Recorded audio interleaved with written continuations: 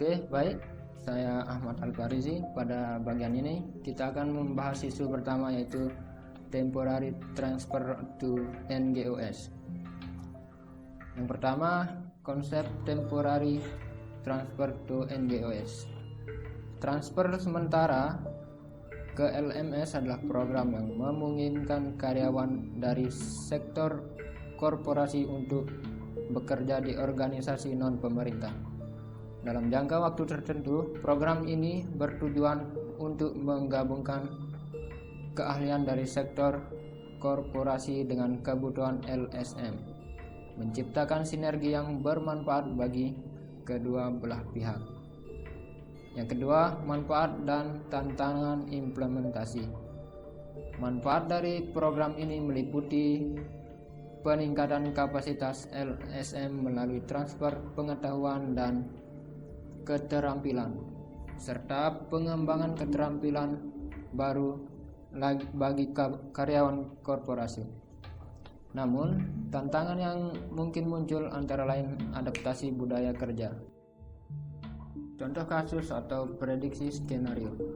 Pada tahun 2035 hingga 2050, kita dapat membayangkan bahwa program ini semakin umum. Misalnya, perubahan teknologi besar dapat mengirim karyawannya untuk membantu LSM dalam pengembangan aplikasi yang mendukung program kemanusiaan. Nah, itulah pemaparan singkat mengenai konsep dan manfaat dari Temporary Transfer NGOS. Sekarang mari kita diskusikan lebih lanjut dengan Saudara Saifullah. Baik, nama saya Saifullah. Terima kasih untuk Saudara Ahmad. Saya akan membahas dampak sosial dan ekonomi program ini ke potensi meningkatkan pemahaman lintas sektor. 2. Membangun jaringan yang lebih kuat antara dunia korupsi dan LSM.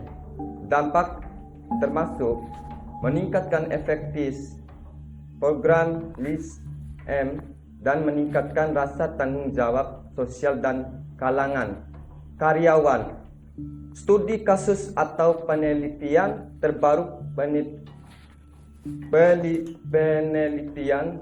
menunjukkan bahwa karyawan yang mengikuti program transfer sementara ini melaporkan meningkatkan terlebih dahulu dan motivasi kerja. Setelah kembali ke perusahaan asal mereka, misalnya sebuah studi dari tahun 2040 menunjukkan bahwa 80% karyawan merasa lebih termotivasi setelah bekerja di LSM.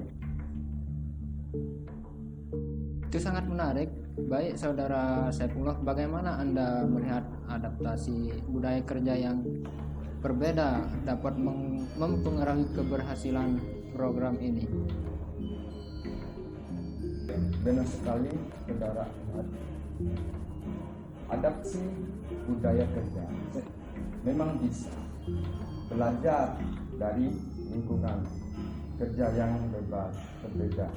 Selain itu, dokumen yang kuat dari perusahaan asal dari LSM sangat penting untuk membantu karyawan beradaptasi dengan cepat.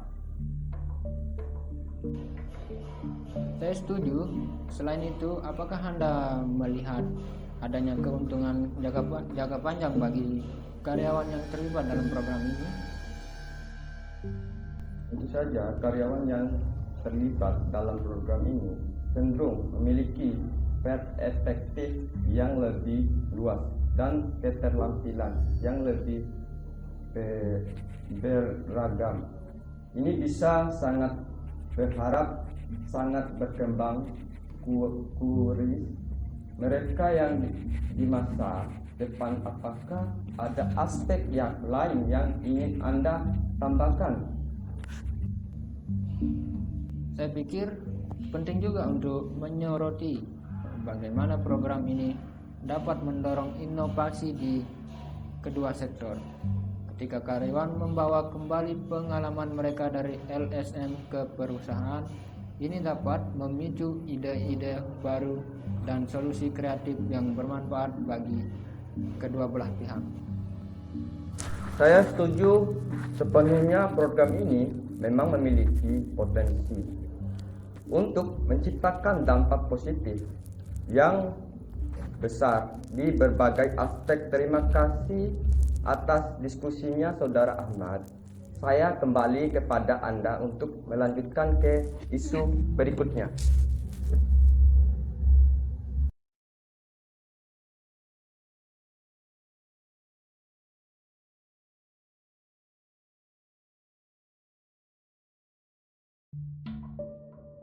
Oke, baik.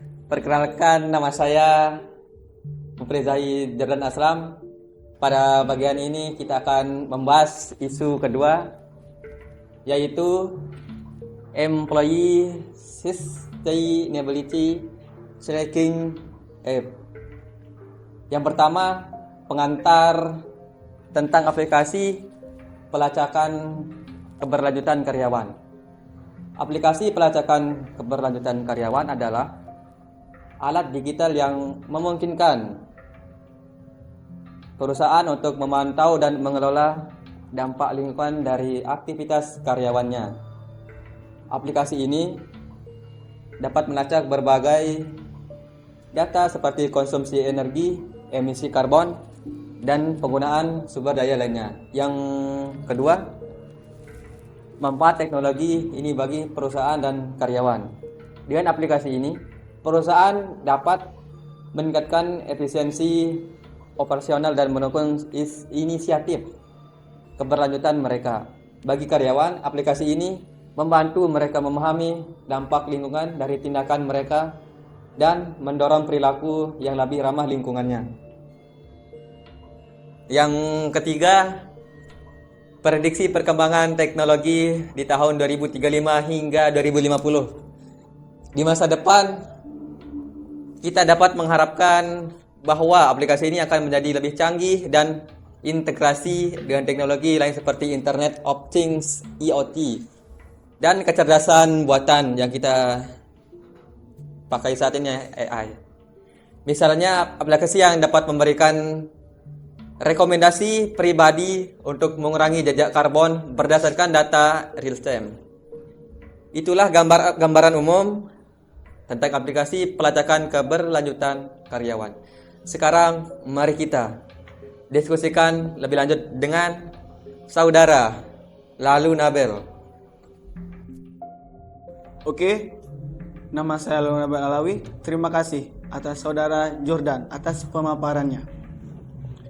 Saya akan melanjutkan pembahasan mengenai analisis dampak lingkungan dan sosial dari penggunaan aplikasi ini. 1. Analisis dampak lingkungan dan sosial. Penerapan aplikasi ini dapat disignifikan mengurangi jejak korban perusahaan dan karyawan dengan mempromosikan praktik keberlanjutan. Aplikasi ini juga dapat membantu menciptakan budaya perusahaan yang lebih peduli terhadap lingkungan. Oke, yang kedua, studi kasus atau data pendukung dari perusahaan yang telah menerapkan teknologi ini. Beberapa perusahaan besar telah menerapkan teknologi dan hasil yang positif. Misalnya, sebuah perusahaan multinasional yang menerapkan aplikasi ini berhasil mengurangi emisi karbon mereka sebesar 20% dalam 3 tahun. Itu sangat menarik, Saudara Nabil. Apakah ada tantangan spesifik yang dihadapi oleh perusahaan dalam menerapkan teknologi ini? Memang salah satu tantangan terbesar adalah biaya investasi awal yang cukup tinggi dan resistensi dari karyawan yang mungkin belum terbiasa dengan teknologi baru.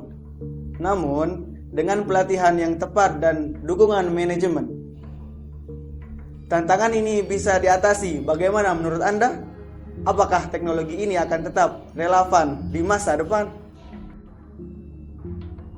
Saya percaya bahwa teknologi ini tidak hanya akan relevan, tetapi juga akan terus berkembang. Seiring dengan meningkatnya kesadaran lingkungan global, semakin banyak perusahaan akan mengadopsi teknologi ini.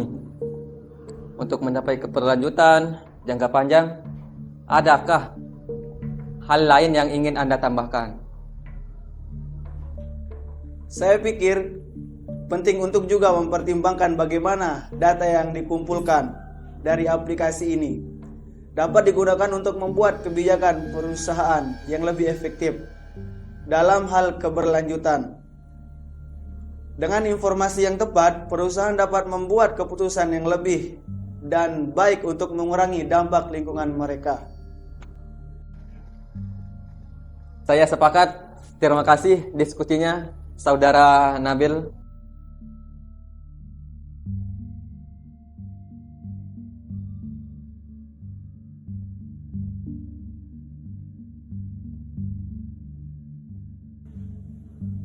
Baik, kita lanjutkan ke pembahasan isu yang ketiga, yaitu lifetime product liability. Poin yang pertama adalah definisi, konsep, dan tanggung jawab produk seumur hidup.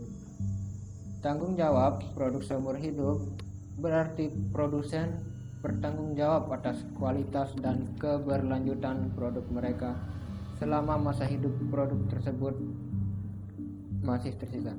Konsep ini berupaya memastikan bahwa produk yang dihasilkan berkualitas tinggi dan tahan lama, mengurangi limbah dan dampak negatif terhadap lingkungan. Poin yang kedua, implikasi hukum dan etika. Penerapan tanggung jawab dan produk seumur hidup memiliki implikasi hukum yang signifikan. Produsen perlu memastikan bahwa produk mereka benar-benar aman dan dapat diandalkan selama masa penggunaannya. Dari sisi etika, ini meningkatkan kepercayaan konsumen dan mempromosikan praktik yang bertanggung jawab. Poin yang ketiga adalah prediksi dampak terhadap industri dan konsumen di tahun 2035 hingga 2050. Pada tahun itu kita dapat mengharapkan bahwa tanggung jawab produk seumur hidup akan menjadi standar industri. Ini akan mengarah pada produk yang lebih tahan lama dan berkualitas, serta mengurangi pemborosan sumber daya. Inilah gambaran umum tentang konsep implikasi tanggung jawab produk seumur hidup. Sekarang mari kita diskusikan lebih lanjut dengan Saudara Saiful. Baik, terima kasih Saudara Ahmad. Pemaparannya, saya akan melanjutkan pembahasan mengenai penilaian kritis terhadap tanggung jawab produk seumur hidup. Baik, keuntungan dan kerugian. Keuntungan dari penerapan tanggung jawab produk seumur hidup ini meliputi meningkatkan kualitas produk dan kepuasan konsumen, serta mengurangi limbah, namun ada juga kerugian seperti biaya produk yang lebih tinggi kebutuhan untuk inovasi terus-menerus dalam desain dan material.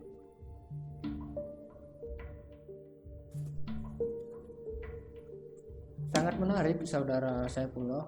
Bagaimana Anda melihat tantangan dalam hal produksi yang lebih tinggi dapat diatasi oleh produsen?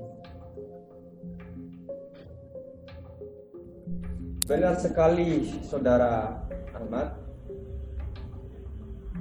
pembicaraan tentang biaya produksi yang lebih tinggi.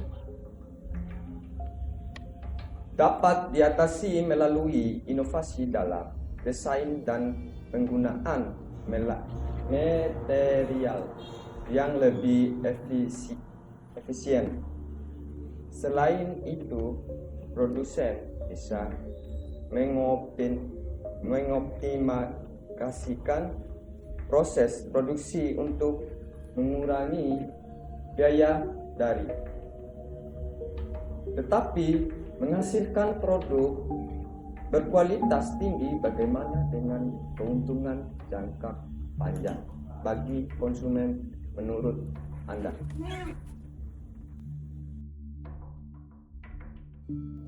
Saya percaya bahwa keuntungan jangka panjang bagi konsumen sangat signifikan. Produk yang tahan lama tidak hanya menghemat biaya dalam jangka panjang, tetapi juga memberikan rasa aman dan puas karena produk tersebut dapat diandalkan. Adakah contoh kasus yang Anda bisa bagikan? Tentu saja saya misalnya sebuah perusahaan elektronik yang memberikan generasi seumur hidup untuk produknya berhasil meningkatkan loyalitas konsumen dan mengurangi tinggi dan perkembangan produk ini menunjukkan bahwa tanggung jawab produk seumur hidup tidak hanya menguntungkan konsumen, tetapi juga produk ini dalam jangka panjang. Saya sepakat. Apakah ada hal yang lain yang ingin Anda tambahkan? Saya pikir penting untuk juga mempertimbangkan bagaimana konsep ini dapat mengubah pola konsumen di masa depan. Konsumen akan lebih cenderung memilih produk yang tahan lama dan berkualitas tinggi, yang pada gilirannya akan pendorong produsen untuk terus berinovasi untuk meningkatkan standar dan produk mereka. Betul sekali. Terima kasih atas diskusinya, Saudara Saifullah. Saya kembalikan kepada Anda untuk melanjutkan ke isu berikutnya.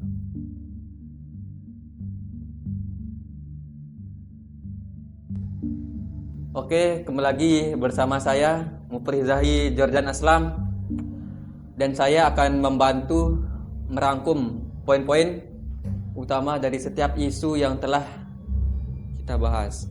Yang pertama, temporary transfer to NGOS. Kita telah membahas bagaimana transfer sementara ke LSM dapat menggabungkan keahlian sektor korporasi dengan kebutuhan SM, serta potensi manfaat dan tantangan yang mungkin dihadapi. Program ini dapat meningkatkan kapasitas LSM dan memberikan pengalaman baru bagi karyawan, namun juga memberikan adaptasi dan pengelolaan ekspektasi yang baik. Yang kedua, Employee Sustainability Tracking App. Aplikasi pelacakan keberlanjutan karyawan menawarkan solusi memantau dan mengurangi dampak lingkungan dari aktivitas karyawan. Teknologi ini memiliki manfaat besar bagi perusahaan dan karyawan, serta diharapkan akan semakin canggih dengan perkembangan teknologi di masa depan. Namun, implementasinya memerlukan investasi awal yang besar dan adaptasi dari seluruh anggota organisasi. Yang ketiga, lifetime product liability. Tanggung jawab produk seumur hidup mendorong produsen untuk menghasilkan produk berkualitas tinggi dan tahan lama, mengurangi pemborosan sumber daya, dan meningkatkan kepercayaan konsumen. Konsep ini memiliki implikasi hukum dan etika yang signifikan, serta tantangan dalam biaya produk dan inovasi yang berkelanjutan. Dengan demikian, kita melihat bahwa ketiga isu ini memiliki relevansi yang sangat besar dalam konteks sosial tahun 2035 hingga 2050. Sekian dari saya. Oke, kembali lagi dengan saya lalu Nabil Alawi. Dan saya akan memberikan beberapa pandangan umum tentang bagaimana ketiga isu ini saling terkait. 1. Relevansi dan keterkaitan isu. Tiga isu ini saling mendukung dalam menciptakan keberlanjutan sosial dan lingkungan. Temporary transfer to NGOs dapat memperkuat kualitas LSM yang pada gilirannya dapat menggunakan aplikasi pelacakan keberlanjutan untuk meningkatkan dampak-dampak mereka. Sementara itu, tanggung jawab produk seumur hidup memastikan bahwa produk yang digunakan dalam inisiatif keberlanjutan adalah berkualitas tinggi dan tahan lama. Yang kedua, refleksi dan tindakan. Kita semua, baik di sektor koperasi maupun LSM, memiliki peran penting dalam mendukung inisiatif ini untuk mencapai keberlanjutan jangka panjang. Langkah kecil yang kita ambil hari ini dapat memiliki dampak besar di masa depan. Saya setuju, Saudara Nabil. Menurut Anda, bagaimana kita dapat mendorong lebih banyak perusahaan untuk mengadopsi aplikasi pelacakan keberlanjutan? Oke, salah satu cara adalah dengan menunjukkan manfaat nyata dari aplikasi tersebut melalui studi kasus dan data yang kuat. Selain itu, perusahaan dapat diberikan insentif seperti pengurangan pajak atau penghargaan atas inisiatif keberlanjutan mereka.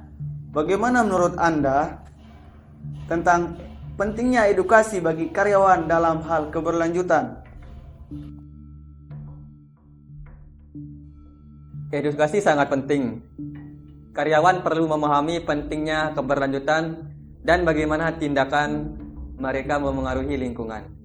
Pelatihan yang berkelanjutan dan komunikasi yang efektif dapat membantu meningkatkan kesadaran dan partisipasi mereka dalam inisiatif ini. Apakah ada hal lain yang ingin Anda tambahkan? Saya pikir penting untuk juga menekankan kolaborasi antar sektor. Misalnya, perusahaan LSM dapat bekerja sama untuk mengembangkan program yang inovatif dan efektif dalam mencapai tujuan keberlanjutan. Dengan begitu, kita bisa menciptakan dampak yang lebih besar dan lebih positif. Saya sepakat.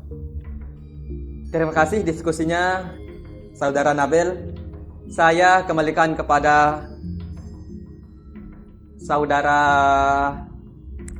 Ahmad untuk penutupan resmi.